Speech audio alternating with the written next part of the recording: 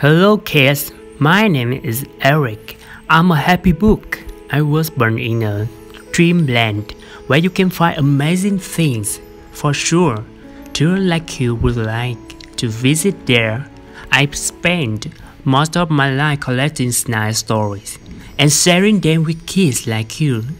Today, I will tell a nice story, and it's about an honest young boy with the title The Empty Pot. Are you ready? Let's get started.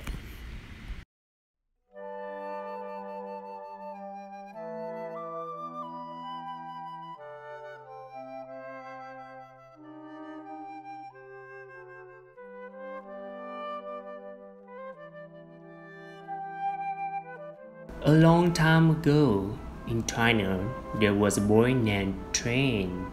He lived with his mother in a wooden house in a countryside village. Their house was very small, but their garden was always full of beautiful flowers and other plants Chen's mother had planted. The garden before Chen was born. He taught him everything she knew about gardening. The Emperor of China was a very old man who had no children of his own. He worried about who would become the next emperor and what would happen to his country. He decided to choose the next emperor from among the children of his empire. One day, the emperor announced that the people of China should bring their children to his palace.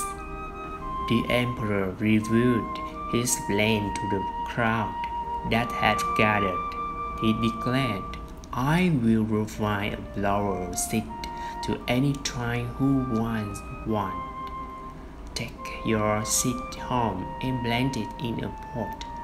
In a year's time, come back to the palace with your pot, and I will select the next emperor." Shen lined up with the older children to get the seed. He could hardly contain his excitement. Shen treated his seed with great care. He carried it home in a sealed pot. He planted the seed in a little clay pot in his garden, covered it with soil, and gave it water. Days passed, but the little seed didn't sprout. Shen put the seed in the bigger pot made of fine china. He moved the pot to the sunniest corner of the garden. Weeks passed, but the little seed didn't sprout. Shen carried his pot 5 miles to a well that was famous for having sweet, fresh water. Months passed, but the little seed didn't sprout. He kept his pet cricket next to the pot so the seed could hear its sweet nighttime chirps. Seasons passed, but the little seed still didn't sprout. A year went by. It was time to bring the pot back to the emperor's palace. Shen felt downcast and glum. His seeds hadn't sprouted at all. His wise mother found him weeping in the garden. "You did your best," she said to Shen with encouragement. "I'm very proud of you. Bring your pot to the emperor and tell him what happened." Children arrived at the emperor's palace with their pots full of flowers. Each pot seemed to hold flowers and more beautiful than the last. Shen looked down at his empty pot and wanted to run back home.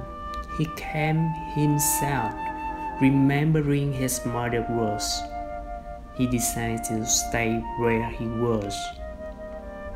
The emperor walked slowly through the crowd of children and flowers, studying each trying import as he went. Something was wrong. The emperor didn't look pleased. In fact, it seemed as though the redder the lower, the angrier he became. At last, he came to Shen in his empty pot. "What's this?" the emperor demanded. "Why is your pot empty?"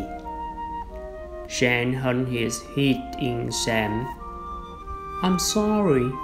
I put the seed in a pot, but it didn't brown. I put it in a bigger, fancier pot, but it still didn't grow. I made sure it had plenty of sunlight. I gave it the freshest water. I even let my cricket keep it company at night. Still, it would not grow. I tried my best." Suddenly, to his surprise, Shen heard the emperor shout, "I found him!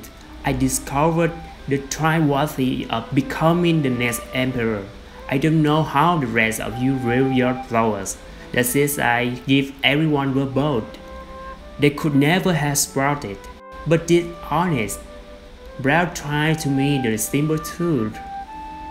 He used his best effort to try to grow the seed. These are the qualities I want to see in the next emperor."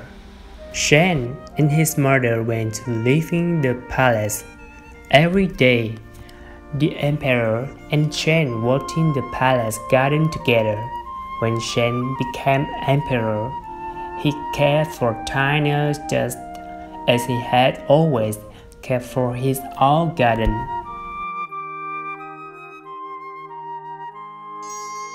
That's all the story is. Thank you for your watching and see you next time. Goodbye.